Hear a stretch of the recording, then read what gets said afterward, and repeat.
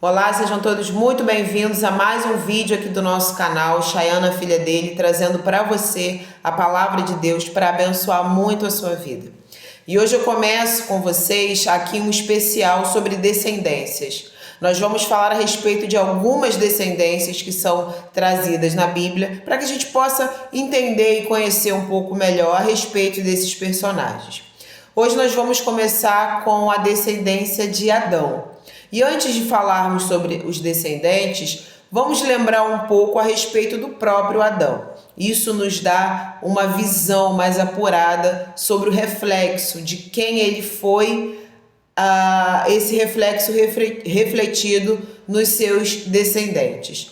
Então, o primeiro versículo que eu quero trazer é em Gênesis 1, lá no versículo 26, quando o Senhor diz: também disse Deus, façamos o homem à nossa imagem, conforme a nossa semelhança. Tenha ele domínio sobre os peixes do mar, sobre as aves dos céus, sobre os animais domésticos, sobre toda a terra e sobre todos os répteis que rastejam pela terra. E aí o versículo 27 mostra: criou Deus, pois, o homem à sua imagem, a imagem de Deus o criou. Homem e mulher os criou. Quando o Senhor está ali falando em Gênesis 1, versículo 26, façamos o homem à nossa imagem, à nossa semelhança, ele está falando aqui no plural. Muitos se questionam com quem Deus está falando, se Deus ainda não tinha criado os seres humanos. O Senhor ainda estava criando ali as coisas do mundo. Nós sabemos e entendemos que Deus estava falando com seu Filho, o Senhor Jesus Cristo, que já existia desde antes da fundação do mundo. Então, quando Deus fala, vamos fazer o homem à nossa imagem, nossa semelhança, o Senhor estava falando com Jesus Cristo. Agora, fazendo essa lembrança de como Deus vai criar o ser humano, vamos passar para Gênesis 2, lá nos versículos 16 e 17, um momento muito importante também. O Senhor vai dar a ordem para Adão. Então vamos ler o que está escrito aqui em Gênesis 2, versículo 16 e 17. E o Senhor Deus lhe deu esta ordem: de toda árvore do jardim comerás livremente, mas da árvore do conhecimento do bem e do mal não comerás, porque no dia em que dela comeres, certamente morrerás. Essa ordem foi dada para o homem. Essa ordem o Senhor deu para o homem que ele tinha feito: coma livremente de toda árvore do jardim, mas da árvore do conhecimento do bem e do mal não coma, não toque, não mexa, porque no dia em que você comer dela, é certo que você com certeza irá morrer. Essa foi a ordem que o Senhor deu ao homem. Vemos em seguida, no capítulo 3 do livro de Gênesis, a derrocada humana. Vemos ali em Gênesis 3 o motivo por nós estarmos vivendo a maneira que nós estamos vivendo, a maneira por nós estarmos suportando determinadas coisas que não era para ser assim. Então, a explicação se encontra em Gênesis 3. Vamos ler aqui, a partir do versículo 20, do versículo 6. Vendo a mulher que a árvore era boa para se comer, agradável aos olhos e árvore desejável para dar entendimento, tomou-lhe do fruto, comeu e deu também ao marido, e ele comeu. O que isso aqui tem a ver com a descendência, se nós vamos tratar sobre a descendência de Adão? Eu quis primeiro, de acordo com aquilo que o Senhor me orienta, trazer à nossa memória quem foi Adão, trazer à nossa memória de que maneira que Adão foi se desenvolvendo, as suas atitudes, para que então nós venhamos a chegar nos seus descendentes. Algo que nós precisamos trazer à mente, e não a respeito apenas da história de Adão, mas da de cada um de nós, é que aquilo que nós fazemos, aquilo que nós somos, pode, não é obrigatório, mas pode influenciar os que virão após nós, os nossos descendentes. diretos ou indiretos, filho, neto, bisneto, ou pessoas mais novas que possam de alguma maneira vir a herdar de nós alguma coisa material ou não. É muito importante que a gente saiba que aquela velha história, faz o que eu mando, mas não faça o que eu faço, não surte efeito. Não surte efeito. Faz o que eu mando, mas não faça aquilo que eu faço, você está claramente mostrando que o que você faz é reprovável, que você não quer nem mesmo que o seu descendente repita. E como ele pode obedecer aquilo que você está mandando se na prática você mesmo faz o oposto? Isso é muito contraditório. Então é importante que, a partir do nosso estudo sobre as descendências bíblicas, nós venhamos a compreender na nossa vida, porque nós também viemos daqui. Esse livro fala a respeito da nossa vida, nossa existência, fala a respeito da nossa natureza, de quem nós somos, do porquê agimos, de que maneira devemos agir. Esse livro fala sobre nós. Se você quer saber mais sobre você, sobre a sua maneira de viver, busque na Bíblia. Não há qualquer outra literatura, qualquer outro material que você possa fazer uma autoanálise que vai te dar mais elementos verdadeiros sobre você mesmo do que na palavra de Deus. Você está aqui. Agora precisa que esse livro esteja em você. Você já está na Bíblia, você está aqui dentro. O que necessita agora é que a Bíblia, a palavra de Deus, esteja dentro de você. Então nós vemos aqui que Deus fez o homem à sua imagem e semelhança. E quando você fala que algo é semelhante, você não está equiparando, dizendo que são iguais. Você está dizendo que há ali uma semelhança. Há ali algo que lembre. Há ali algo que seja parecido. E nós precisamos nos lembrar. O ser humano foi feito à imagem e semelhança de Deus. Não somos iguais.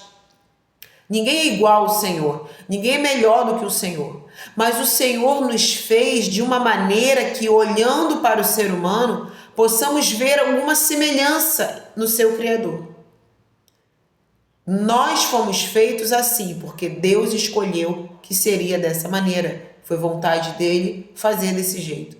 Agora nós estamos vendo que no decorrer dessa breve vida de Adão antes do pecado, o seu desenvolvimento. E aqui eu estou chamando mais a atenção dele e não tanto a atenção da sua mulher, porque nós vemos claramente que a ordem foi dada a ele. Ele era o principal. Deus fez a mulher observando que não era bom que o homem estivesse só.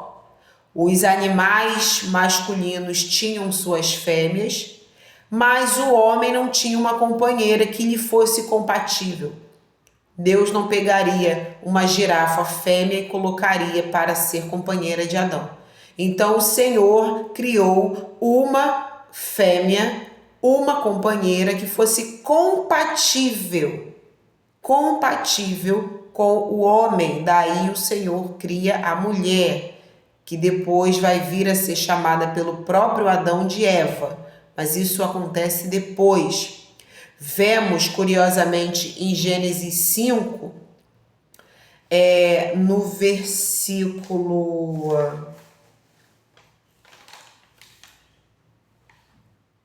Gênesis 5... Eu fiz muitas anotações aqui. Gênesis 5, versículo 2. Que Deus, quando criou homem e mulher, os criou, os abençoou e os chamou pelo nome de Adão, no dia em que foram criados. Adão, etimologicamente falando, vindo do hebraico, como foi escrito Gênesis, Adão remete a ser humano, a homem, humanidade, aquele que foi tirado da terra. Todas essas raízes, elas trazem em si a menção de Adão. Então Deus os chamou, o homem e a mulher, no dia em que os criou, de Adão. Porque Porque foram tirados a mulher da costela do homem, mas Adão tem essa raiz ligada à humanidade, homem, aquele que foi criado, foi feito da terra. Então, o nome Eva vai ser dado pelo próprio Adão mais para frente, porque Eva é a origem que o nome traz, é a mãe de todos os seres humanos, todos os viventes seres humanos, de todos os homens. Então, o próprio Adão dará depois o nome para sua mulher de Eva. Agora veja bem, estou chamando mais atenção a respeito de Adão, porque ele foi o primeiro ser humano a ser feito, com isso ele foi o principal, e para ele foi dada a ordem de não tocar, não comer naquele fruto da árvore do conhecimento do bem e do mal. Só que nós vamos ver que, de maneira muito astuta e maliciosa, Satanás, através da serpente, vai direto na mulher, que foi feita depois, que não foi dada para ela diretamente a ordem de não comer daquele fruto. Ela sabia, porque ela vai mencionar isso para a serpente. Mas não foi para ela não era a principal. Volto a dizer, estamos aqui tratando da descendência de Adão. Por mais que a descendência de Adão também seja biologicamente a descendência de Eva, Adão é o principal. E isso não é machismo. Adão foi o primeiro ser humano a ser criado. Adão foi o homem que Deus fez da maneira que ele quis, do pó da terra. Adão foi o homem para o qual Deus deu a ordem de não comer daquele fruto. Por isso, o nosso foco aqui é mais Adão do que a Eva. Pois bem, vemos aqui no versículo 3, vamos ver aqui algumas características do comportamento de Adão que vão lá na frente trazer uma luz a respeito do comportamento de um de seus descendentes. Então, como nós já vimos aqui em Gênesis 3, no versículo 6, a mulher dá do fruto para o seu marido e ele come. A ordem de Deus foi dada a ele. Ele deveria ter impedido que a mulher comesse se ela estivesse no campo de visão dele naquele momento. Se ele estivesse próximo dela e pudesse impedir, ele deveria ter impedido e ele mesmo deveria ter se negado a comer. Ela come, dá para o seu marido e ele come. Ele deveria, naquele momento, ter obedecido à ordem de Deus e ter tido a autoridade de quem veio primeiro. Não, você não vai comer e eu também não. E se ele não pudesse impedi-la de comer, ele poderia impedir a si mesmo de comer. Mas o texto diz que ela come, dá para ele e ele come daquilo que ela dá. Deus, quando fez o homem, ele abençoou e, como nós acabamos de ler, ele abençoou para que o homem fosse dominante, para que o homem dominasse sobre os animais, sobre a terra, não para que o homem fosse dominado. E eu digo isso por quê?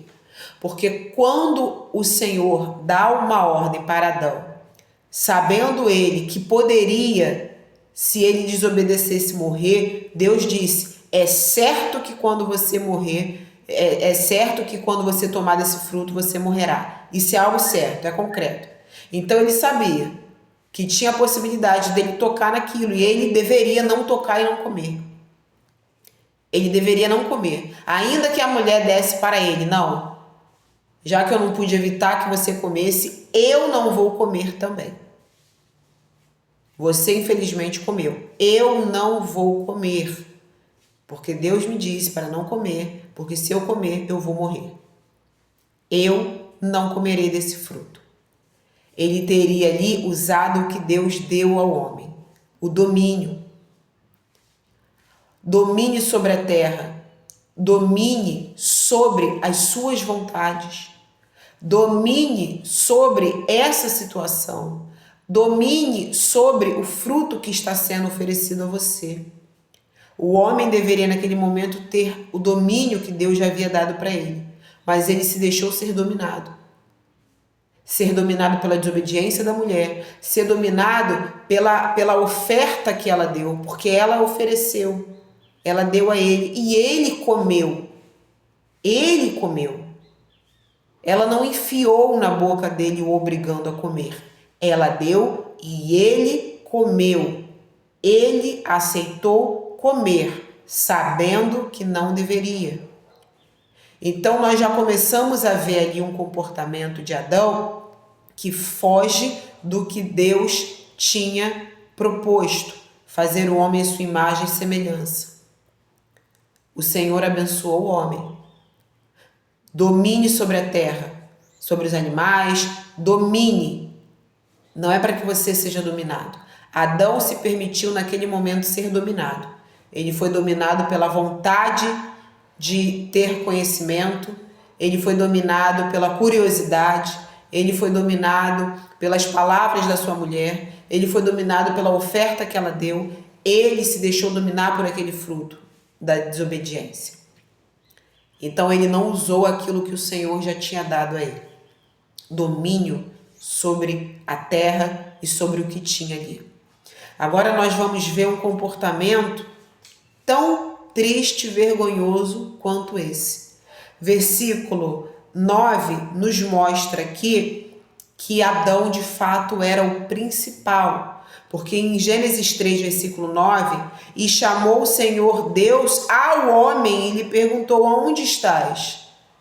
É no momento em que, depois que ele e Eva têm os olhos abertos, eles veem que eles estão nus, eles sentem vergonha, eles se escondem, e aí Deus chega e pergunta para o homem: aonde você está? É claro que o Senhor já sabia, mas o Senhor faz aquela pergunta para que ele possa então Adão responder de acordo com aquilo que estava acontecendo. Veja que Deus buscou o homem. O Senhor pergunta ao homem: aonde você está?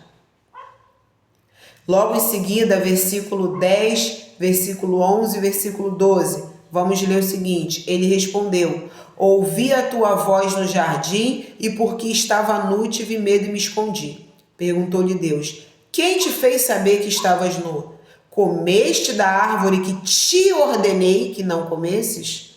Então disse o homem: a mulher que me deste por esposa, ela me deu da árvore e eu comi.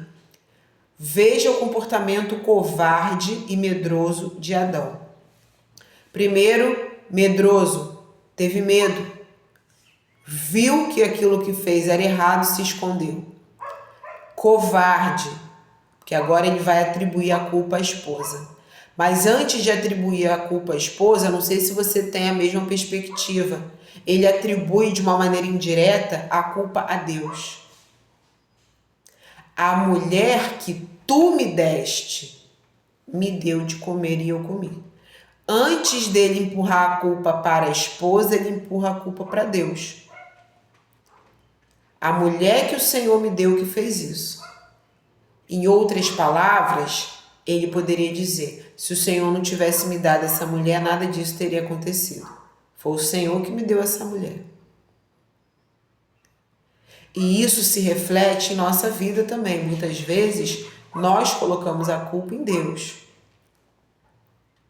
Nós colocamos a culpa em Deus. Esse marido que o Senhor me deu, que só me dá desgosto. Esses filhos que o Senhor me deu, que estão tirando minha saúde. Essa vida que o Senhor me deu, que está me trazendo infelicidade. Esse cabelo que o Senhor me deu, que me deixa triste. Esse emprego que o Senhor me deu, que só me estressa. A casa que o Senhor me deu, que só me dá preocupação. E tantas outras coisas que nós colocamos na conta de Deus. Adão mostrou ali um comportamento covarde e desrespeitoso e ingrato. Deus observou que Adão não tinha uma companheira que fosse compatível. O Senhor criou uma mulher especificamente para ele. Especificamente para ele. Para atender aquilo que era conveniente a Adão. Uma companheira idônea, auxiliadora, mas que fosse compatível com ele. Os bichos tinham suas fêmeas, o homem não tinha. Deus criou uma companheira que fosse compatível. E agora ele, Adão, desobedece uma ordem que Deus deu a ele. Aceita comer do fruto que a sua mulher lhe oferece. E quando tudo já está feito, ele fala para Deus: a mulher que o Senhor me deu de comer e eu comi. Veja que ele tira o corpo fora da responsabilidade 2 vezes. A mulher quem me deu foi o Senhor, e o fruto quem me deu foi a mulher. Eu não tenho culpa disso. O culpado foi o Senhor que me deu a mulher, e a culpada foi a mulher que me deu do fruto. Veja que esse comportamento de covardia, de se isentar da culpa, nós vamos ver lá na frente com um dos descendentes de Adão. Aqui nós vemos esse comportamento covarde nele. Vamos ver depois na Eva também, porque ela vai falar: ah, foi a serpente que me enganou. Um vai jogando para o outro, ninguém assume. Ninguém assume. Verdade é essa. Um vai jogando a culpa para os colos do outro. E Adão chegou ao cúmulo de jogar até no colo de Deus a culpa. A culpa é minha, eu boto em quem eu quiser. Então eu vou botar a culpa em você. E aí nós vamos vendo, nesse decorrer, ali a quebra daquilo que o Senhor havia proposto.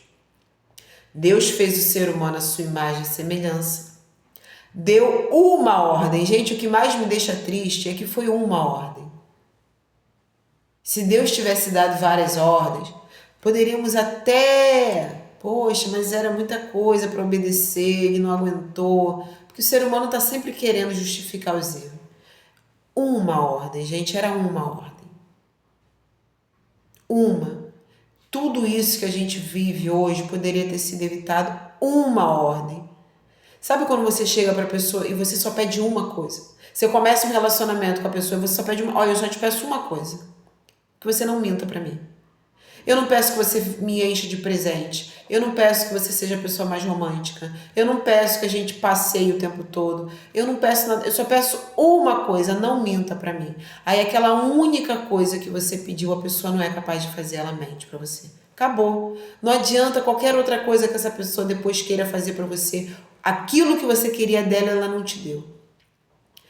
Isso é o que me deixa mais triste. Deus deu uma ordem para o ser humano. Não toque naquilo, não coma. Em outras palavras, me obedeça. Eu sempre digo, quando eu trago em algumas pregações que vão falar sobre o pecado de uma maneira direta, eu sempre falo: o pecado não foi a fruta, o pecado não foi a árvore, o pecado não é você apenas mentir, roubar, matar. Essas são formas de você pecar. O pecado é a desobediência.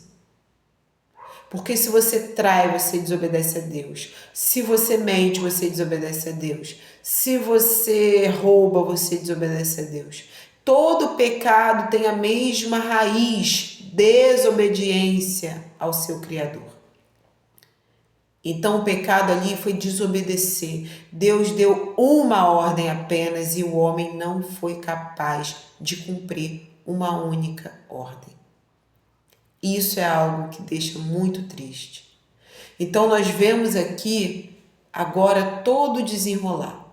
Deus vai expulsá-los do jardim, eles vão passar por situações duras, Deus vai trazer ali uma punição severa sobre cada um deles. Agora nós vamos lá para Gênesis 4, que aqui nós vamos começar a ver a descendência de Adão. E nós vamos fazer um paralelo com alguns comportamentos que o Adão já nos trouxe aqui no capítulo 2. Vamos trazer aqui no capítulo 4 o nascimento dos seus 2 primeiros filhos. Primeiro vai nascer o Caim e depois vai nascer o Abel. Caim, na origem do seu nome, está ligado a adquirir, possuir. A sua mãe, Eva, agora já com esse nome, ela vai dizer: adquirir um varão com o auxílio do Senhor. Então, o nome Caim traz na sua origem essa raiz de aquele que foi adquirido, a possuir, adquirir. Pois bem, nasce o Caim e depois nasce o Abel, que no seu nome tem ligação com sopro, respiração, algo efêmero, passageiro, ligeiro, que nos dá a entender a brevitude da vida do ser humano, a ligeireza, a rapidez, a efemeridade, o pouco tempo de vida do ser humano. Então esse sopro, como uma respiração, algo muito breve que nós podemos associar à raiz do nome de Abel. E como já conhecemos a história de Abel e Caim, de Caim e Abel, caso você não conheça, eu deixo como sugestão livro de Gênesis no capítulo 4, que é onde está ali mais detalhado a história de Caim e de seu irmão Abel. Então aqui nós vamos fazer um breve apanhado para que nós possamos nos recordar a respeito de Abel e Caim. Caim, o filho mais velho, que já nasce depois que os pais foram expulsos do jardim. Ele já nasce quando os pais agora são mortais. Agora o ser humano passou a ser mortal, não vai mais viver para sempre daquela maneira que Deus havia no início proposto. Agora Caim já nasce num outro contexto. Ele já nasce com o pecado entrando, dominando o mundo. Agora nasce também Abel, no mesmo contexto de pecado. Esses dois são os primeiros seres humanos que vão nascer a partir da relação sexual do homem e da mulher. O Adão, Deus fez do pó da terra. A Eva, Deus fez da costela do Adão. Caim e Abel são os primeiros seres humanos que vão nascer através do sexo entre o homem e a mulher. Pois bem, em determinado momento o texto nos mostra que Caim vai ofertar a Deus. No fim de uns tempos, ele pega do fruto da terra e oferta a Deus. Depois, o seu irmão mais novo, Abel, pega do seu rebanho a melhor gordura e oferta para Deus. E o texto nos diz que Deus se agradou de Abel e se agradou da oferta de Abel. Mas Deus não se agradou de Caim e não se agradou da oferta de Caim. Isso vai fazer com que Caim fique extremamente irado e o seu semblante vai cair. Ele vai ficar abatido, extremamente irado, porque Deus agradou-se de Abel e da sua oferta.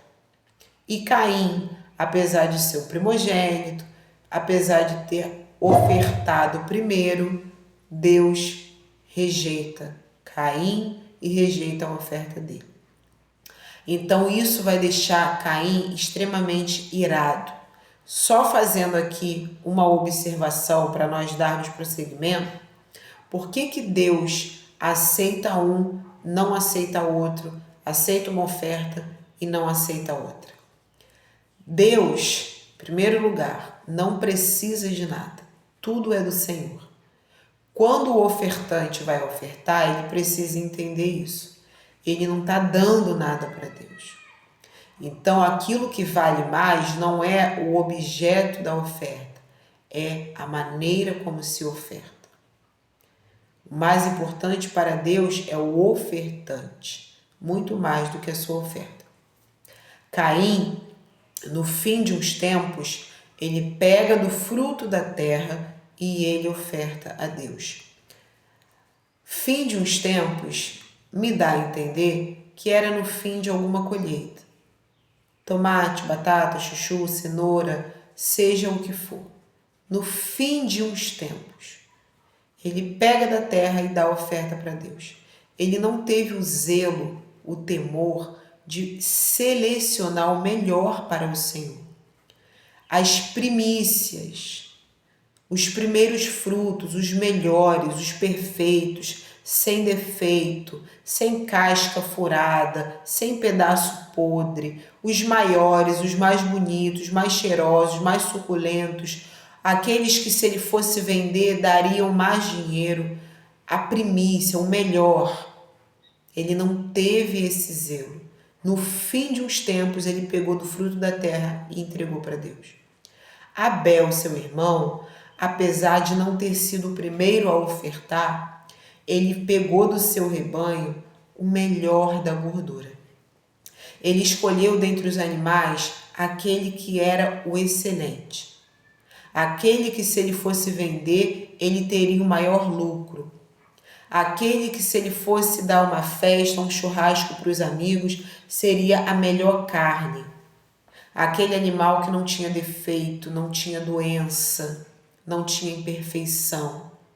Aquele que era o melhor, o mais roliço, a melhor carne, a mais macia, o animal mais saudável, o mais perfeito, toda aquela apuração que é feita, o animal que não estava com nenhuma infestação, que estava tudo certo com aquele animal, o perfeito.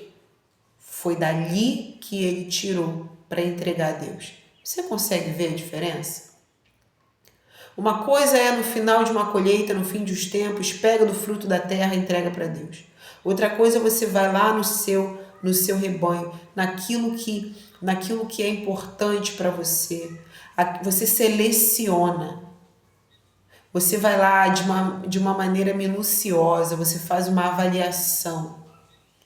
Você busca se tem defeito, você busca se está perfeito, se tá íntegro, se é o melhor que você tem dentre todos os outros. Aí aquele que é o melhor, você pega e você oferta ao Senhor. Então Deus se agradou em primeiro lugar de Abel, desse temor que Abel teve com Deus. E por causa de Abel, Deus se agradou da oferta. Por isso que Deus não se agradou de Caim. A maneira que Caim fez foi errada. De qualquer jeito, sem temor, sem respeito. Então Deus não gostou do comportamento de Caim. Por isso, Deus também não gostou da oferta. Veja que as ofertas elas vêm em último caso. O que mais chama atenção aqui são os ofertantes. Deus gostou da postura de Abel e a consequência foi que ele gostou da oferta. Deus não gostou do comportamento de Caim. A consequência, ele não gostou da oferta de Caim. Veja que o principal para Deus é o ser humano. O principal para Deus é o ofertante.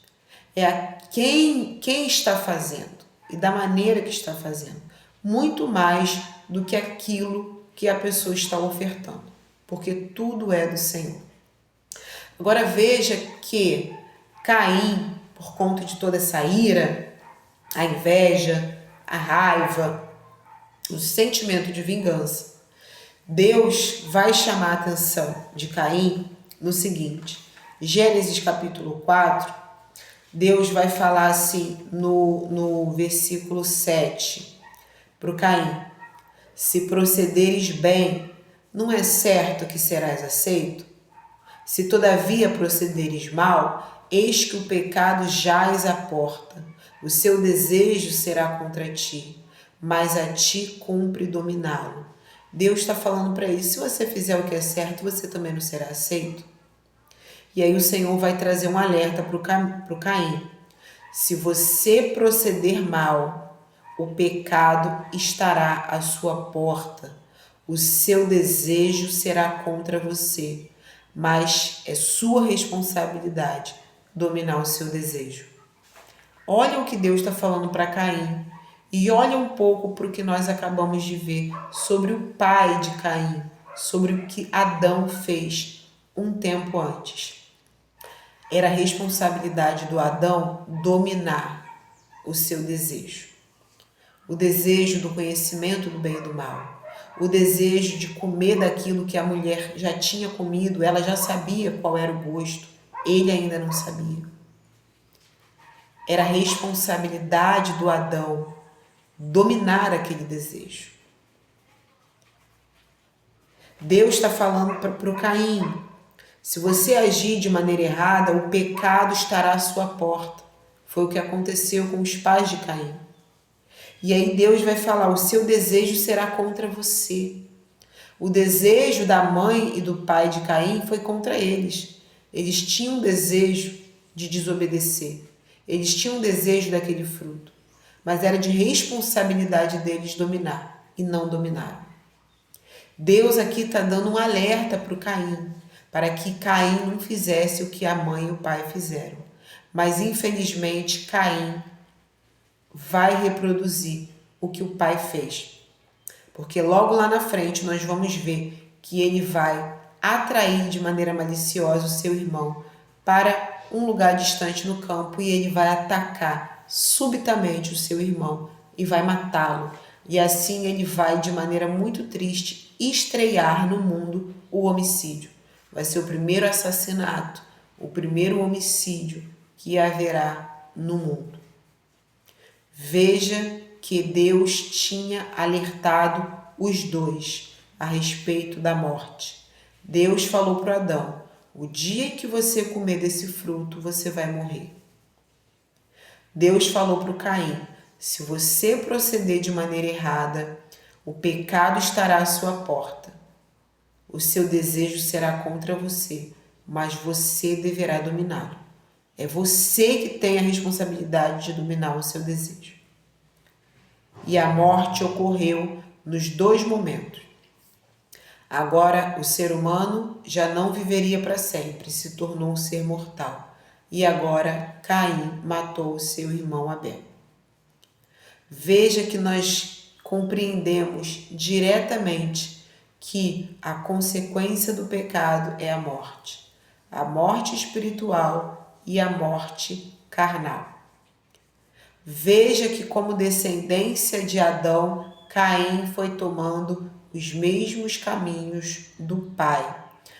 Mais uma característica nós vamos ver agora, quando Deus vai perguntar para Caim, onde está Abel teu irmão? Lá no versículo 9 de Gênesis 4. Deus já sabia onde ele estava, assim como Deus perguntou para o Adão, depois de o Adão ter desobedecido a Deus, Deus já sabia onde ele estava, mas o Senhor pergunta, onde você está? Aqui Deus também sabia que Abel estava morto, mas ele vai perguntar para Caim, aonde está o seu irmão? Aí olha o que o Caim vai responder para Deus. Não sei, por acaso eu sou tutor do meu irmão?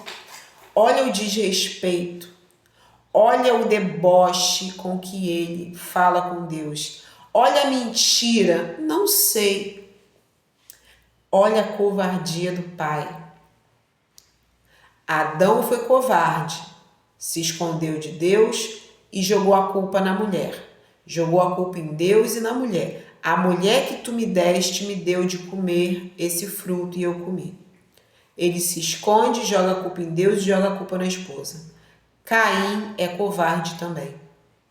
Não assume o que fez, diz que não sabe aonde o irmão está e ainda vai desrespeitar a Deus e a inteligência de Deus. Por acaso eu sou tutor do meu irmão para cuidar dele, para saber onde ele está?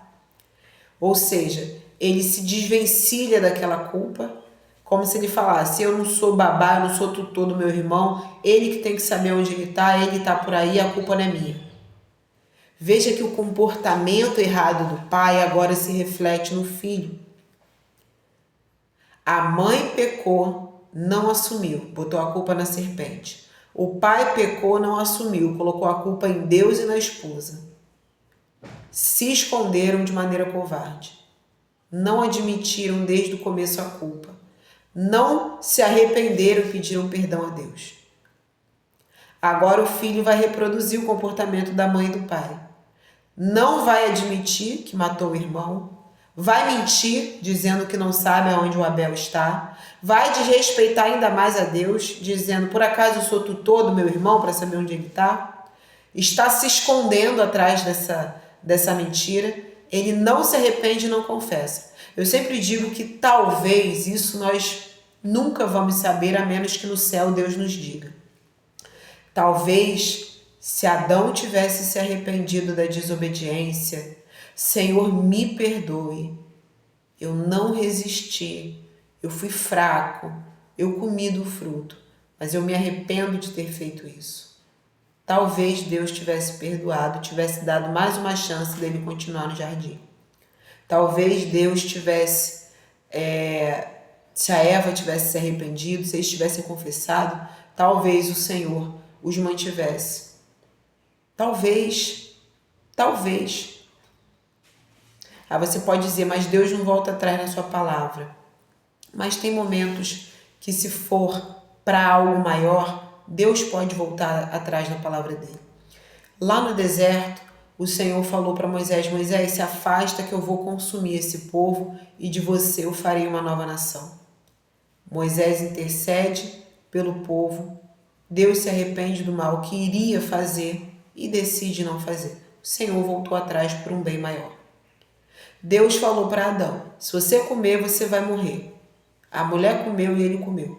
Mas se eles tivessem verdadeiramente se arrependido e confessado, talvez Deus tivesse também voltado atrás e perdoado e iria mantê-los ali no jardim e talvez eles não pecariam mais e continuariam vivendo para sempre. Por um bem maior, o Senhor talvez voltasse na sua palavra, como aconteceu no deserto, no tempo dos israelitas. Então, veja que tão grave quanto o pecado da desobediência foi a falta de arrependimento, porque eles tentaram argumentar. Não, mas a culpa é da mulher que o Senhor me deu. Indiretamente a culpa foi do Senhor que me deu a mulher. Ela me deu e eu comi. Aí a mulher, não, a culpa foi da serpente que me enganou. Aí lá na frente, o filho, não, mas eu não sei onde está meu irmão, por acaso eu sou babá dele, eu sou tutor dele, não sei onde ele está. Veja que não há o arrependimento.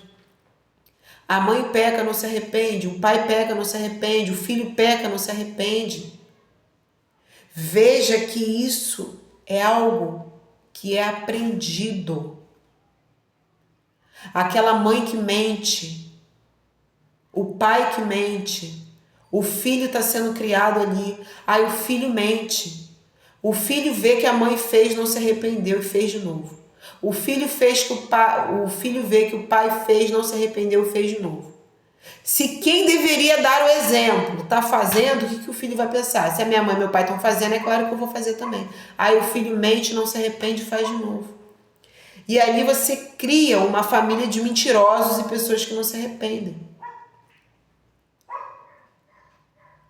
Veja como o reflexo do genitor, o reflexo de quem vem antes, o reflexo da mãe e do pai, o reflexo da avó e do avô. Veja como o reflexo de quem vem antes, do seu antepassado, pode respingar de maneira muito profunda na descendência, naqueles que virão.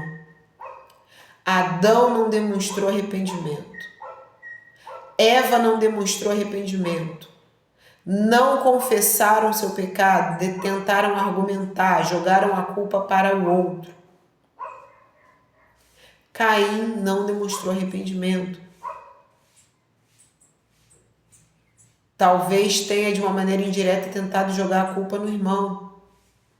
Não sei onde meu irmão está, deve estar por aí. Ele que sabe. Eu sou responsável por ele, por acaso? Não sei. Veja que a responsabilidade dos nossos atos não para em nós. Nós precisamos pensar o que nós estamos ensinando para os nossos descendentes. Não é só ensinar falando o sermão, é ensinar principalmente vivendo. O seu comportamento é o maior ensinamento que você dá para o seu descendente. É por isso que o texto diz, Provérbios 22:6, ensina a criança no caminho em que deve andar. No caminho, enquanto você caminha com ela, enquanto você vai fazendo, ela vai te vendo fazer. Não é ensina a criança o caminho que ela deve andar. O caminho é aquele lá. Eu não ando, mas você deve andar. É o que nós falamos no começo do vídeo. Que não adianta aquela frase, faz o que eu mando, mas não faz o que eu faço. Eu escutei muito essa frase quando eu era criança. Isso não adianta. Isso não funciona. Ensina a criança no caminho em que você está andando, vocês estão ali juntos no caminho. Aí você vai vivendo, ela vai te vendo viver e ela vai vivendo também. Ensina a criança no caminho em que deve andar, que enquanto envelhecer não vai se desviar. Veja que a descendência de Adão foi seguindo os passos dele. Mentira, desobediência a Deus, falta de arrependimento, covardia de jogar a culpa para o outro e não admitir a sua própria culpa. Aí nós vemos agora que Adão e Eva terão um outro filho. Em Gênesis 5, no versículo 3, nós vamos ver, viveu Adão 130 anos e gerou um filho à sua semelhança, conforme sua imagem, e lhe chamou Sete. Sete tem origem, um nome, em designar, colocar no lugar. Porque era como se aquele filho tivesse sido colocado no lugar de Abel, que Caim matou. Então, Sete foi designado, foi colocado ali para preencher ali o lugar de Abel, que tinha sido assassinado pelo irmão Caim. Veja que a descendência do Adão, ela já nasce no pecado e ela já vem trazendo consigo a desgraça desde cedo. Adão e Eva tiveram um tempo de felicidade. Eles tiveram um tempo em que eles viveram aquilo que é perfeito. Eles viveram sem dor, sem sofrimento, sem morte, sem problema, sem medo, sem pavor, sem terror. Eles tiveram esse momento.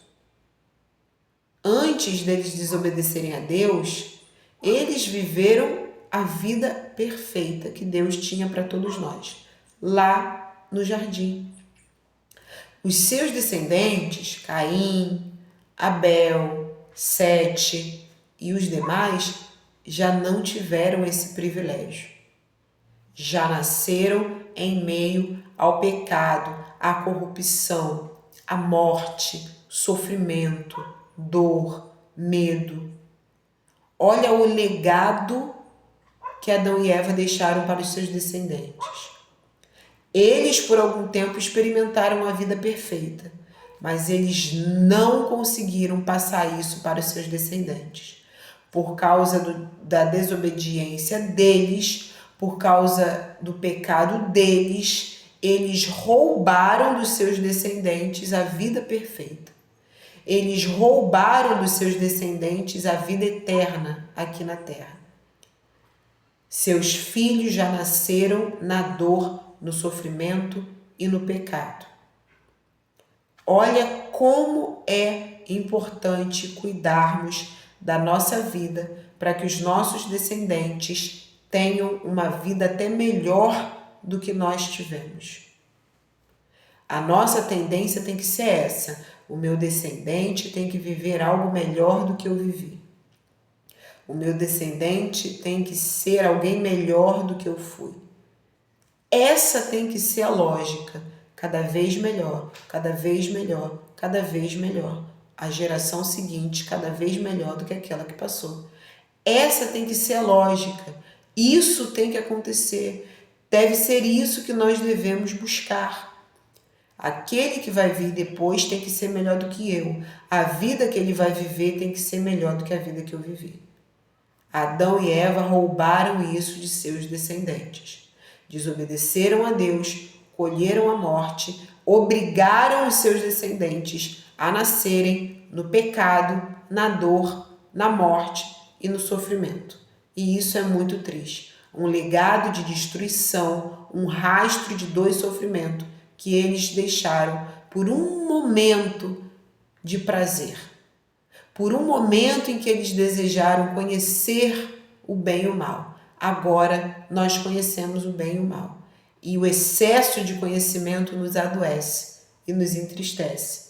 Porque tem coisas que nós não precisaríamos saber, mas agora nós sabemos e isso nos entristece. Agora veja, para nós darmos aqui um final para o nosso primeiro capítulo aqui da descendência, que hoje nós estamos começando com a descendência de Adão, vemos aqui que Sete foi feito à semelhança e imagem de Adão.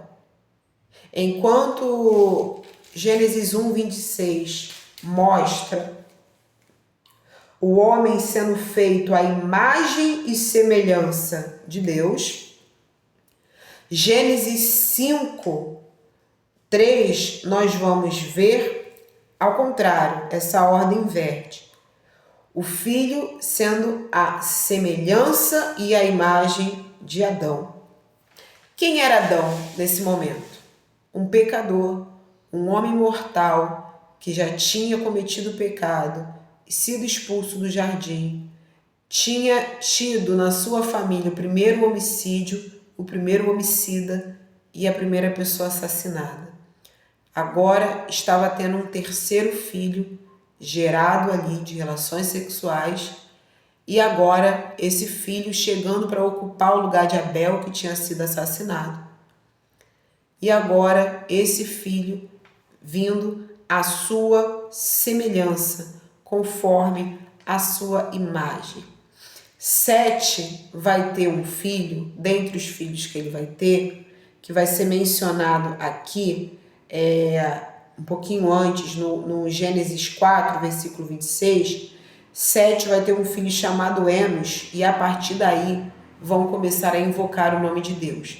Há alguns estudos que não estão contidos na Bíblia Sagrada, que são estudos a respeito de Sete e dos filhos de Adão, vão dizer que Sete teria sido ali a pessoa que iria começar uma espécie, entre aspas, de um sacerdócio, uma liderança espiritual que iria culminar no seu filho Enos. A partir dele iriam começar a invocar o nome de Deus. Caim entregou aquela oferta torta para Deus, Abel entregou uma oferta boa para o Senhor. Então nós já víamos ali um movimento do ser humano de querer se aproximar de Deus e agradar a Deus. Talvez eles tenham feito essas ofertas depois de saberem que a mãe e o pai viviam no paraíso, foram expulsos porque desobedeceram a Deus e agora eles estavam vivendo daquela maneira por culpa da mãe e do pai. Talvez numa ação de buscar favor da parte de Deus, tentar mudar algum tipo da situação por conta do pecado, talvez isso tenha motivado as ofertas. Mas nós vemos ali o ser humano fazendo um movimento para se aproximar de Deus, um movimento de interação com o seu Criador. Mas vemos aqui que é a partir de Enos, neto de Adão, neto de Eva, que ali vão começar a invocar mesmo o nome de Deus, clamar mesmo o nome de Deus, a partir de Enos. Veja que tem ali uma boa ruptura naquele comportamento dos descendentes de Adão. O primogênito de Adão se torna um assassino, o segundo filho é assassinado, vem o terceiro filho para preencher um pouco aquele vazio, e lá no seu neto, Enos, ele vai ver ali o nome de Deus começando a ser invocado com intensidade, com propósito, com motivo, com razão de ser, aquele movimento do ser humano em busca do seu Criador, aquele relacionamento que desde o início era o que Deus queria. O Senhor ia ao jardim, passeava pelo jardim, tinha comunhão com o homem, contato com o homem, conversava com o homem, e quem traz essa ruptura é o Adão e a Eva. Então agora, com o seu neto, o Enos, nós vamos ver o nome de Deus começando a ser invocado no meio daquele grupo que já estava ali sendo formado através de Adão e Eva. Veja que a descendência de Adão traz consigo muitos aprendizados para nós. Ele e sua mulher foram feitos dentro de um cenário, uma situação que foi feita propícia para eles. O Senhor os fez, os colocou ali, o Senhor já tinha preparado o lugar, eles já tinham tudo que eles precisavam ali, alimento, descanso. O Senhor colocou o homem ali para cuidar da terra, já tinha instituído o trabalho, mas agravou o trabalho por conta do pecado, como um castigo. Mas o ser humano, o homem e a Eva, eles foram criados e eles tiveram a oportunidade de, por algum tempo, viverem aquilo que era perfeito. Sem dor, sem morte, sem sofrimento, sem preocupação. Eles experimentaram essa perfeição durante algum tempo. Mas pelo egoísmo deles, pela desobediência deles, eles roubaram essa oportunidade de todos os seus descendentes. E aí nós precisamos parar para pensar que tipo de oportunidade boa nós estamos roubando dos nossos descendentes pelas atitudes que estamos tendo hoje, atitudes de egoísmo, atitudes de falta de sabedoria, atitudes de desobediência a Deus. Talvez você esteja dando brinquedos caros para os seus filhos, pagando cursos, dando conforto, levando em restaurante, viagens, achando que você está dando o melhor para o seu filho.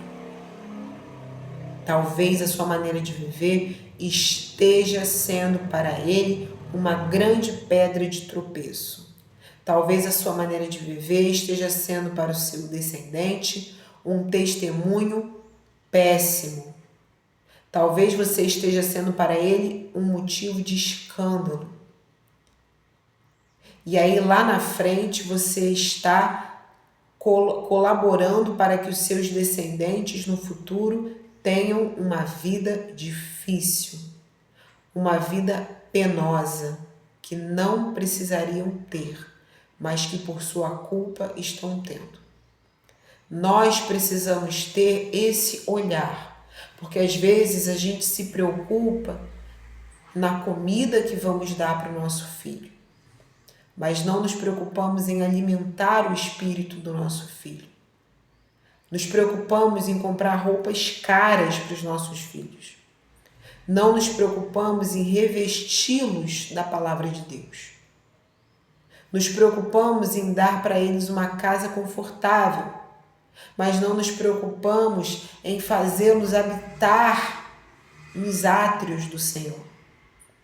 Nos preocupamos muitas das vezes em entupir a mente deles com todo tipo de conhecimento, cursos, idiomas, técnicas, mas não nos preocupamos em encher o coração deles da sabedoria de Deus. Que tipo de descendência nós estamos criando? Que tipo de descendentes nós estamos formando? Nós vimos aqui que o comportamento de uma mulher e de um homem foram suficientes para estragar uma humanidade inteira.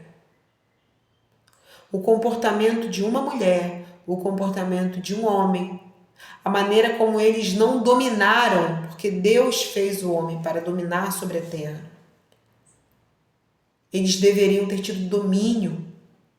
Deus falou no futuro, depois, para o Caim: o seu desejo será contra você, mas é sua obrigação dominar. Deus estava vendo que Caim estava apegado no ódio contra o seu irmão, porque ele não foi aceito como Abel. Veja que já tinha passado algum tempo que os irmãos tinham ofertado a Deus, mas Caim continuava com semblante triste. Caim continuava com raiva. Caim continuava com ódio. Caim teve tempo de esfriar a cabeça, desistir daquilo. Deus viu que Caim estava continuamente com raiva, com ódio, com semblante abatido. Deus fala para ele: o seu desejo será contra você. É como se Deus estivesse falando: você está com desejo de matar o teu irmão. Você já está assim há algum tempo.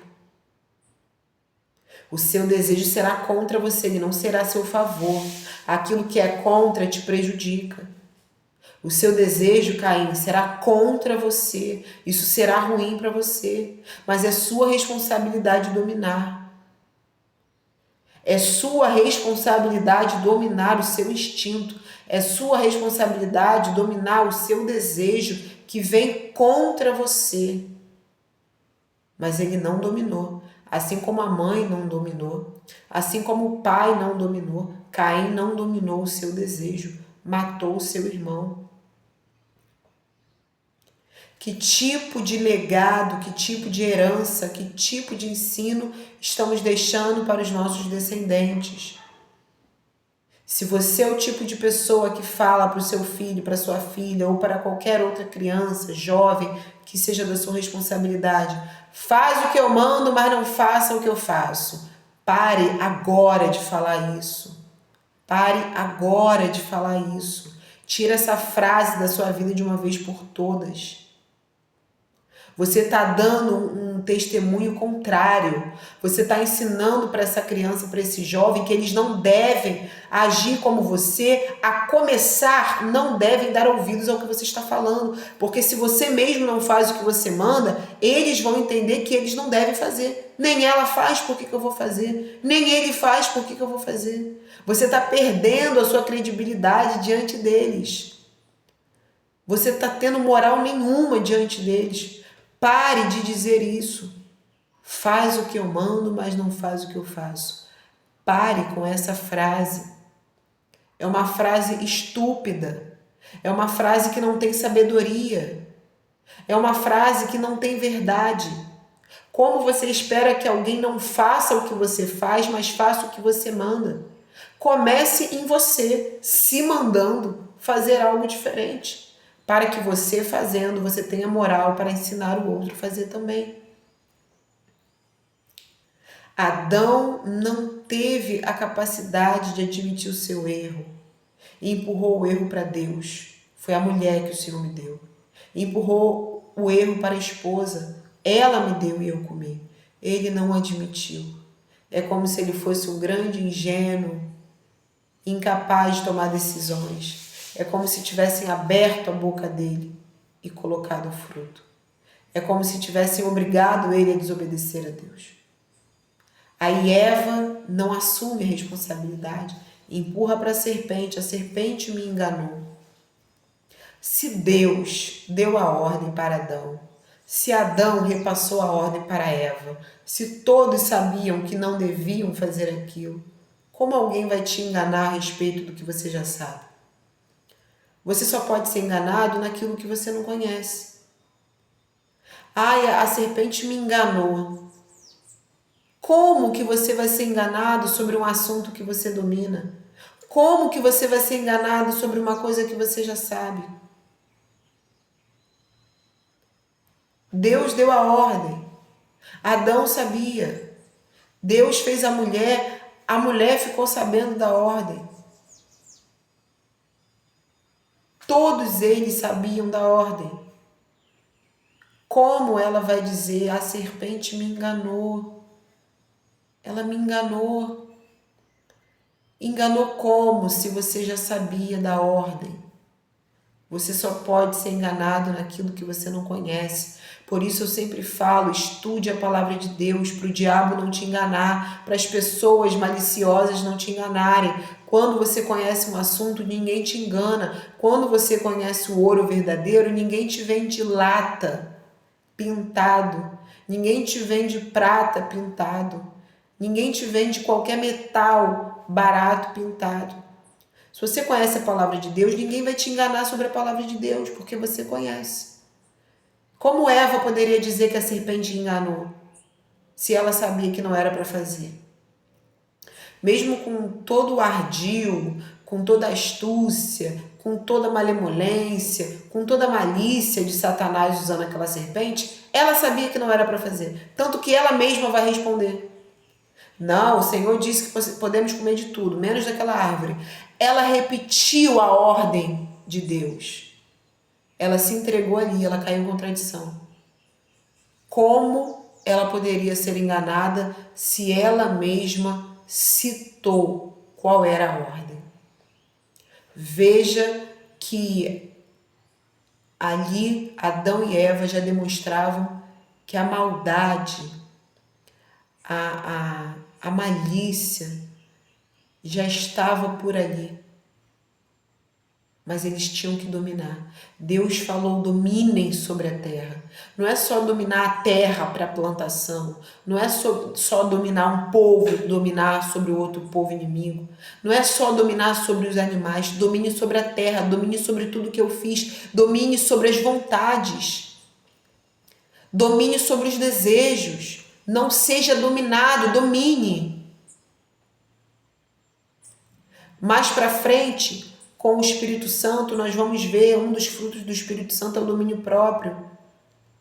Mas o Espírito de Deus já estava no mundo. Deus já estava ali perto do ser humano. A palavra de Deus já estava criando.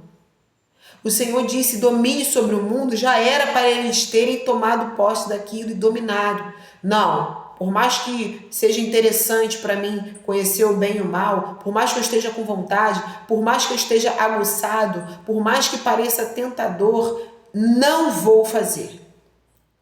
Eles estariam dominando. Deus nos fez para sermos dominantes, mas eles não dominaram. Eles foram dominados. Mais para frente, Deus vai falar para o Caim, seu desejo será contra você, mas é sua responsabilidade dominar. Aquilo que Deus deu de autoridade para o ser humano, Deus estava agora cobrando de Caim. É sua responsabilidade dominar o seu desejo. Caim não dominou, assim como seus pais não dominaram. E nós vamos ver uma sucessão de descendências destruídas, porque aqueles que começaram a descendência com o seu comportamento, com o seu pecado, com a sua desobediência a Deus, eles estragaram os seus descendentes, a sua descendência, o futuro deles. Mas existe uma forma de nós cuidarmos da nossa descendência no futuro. Existe a possibilidade de, a partir de uma pessoa, quebrar um ciclo de repetição ruim e a partir daquela pessoa a descendência tomar um rumo melhor. Nós vamos ver isso nos próximos episódios de descendências. Eu deixo hoje aqui o exemplo da descendência de Adão. Caim, assassino, Abel assassinado, nasce Sete para ficar no lugar, dar um pouco de alívio para aquela dor, mas nenhum filho substitui o outro.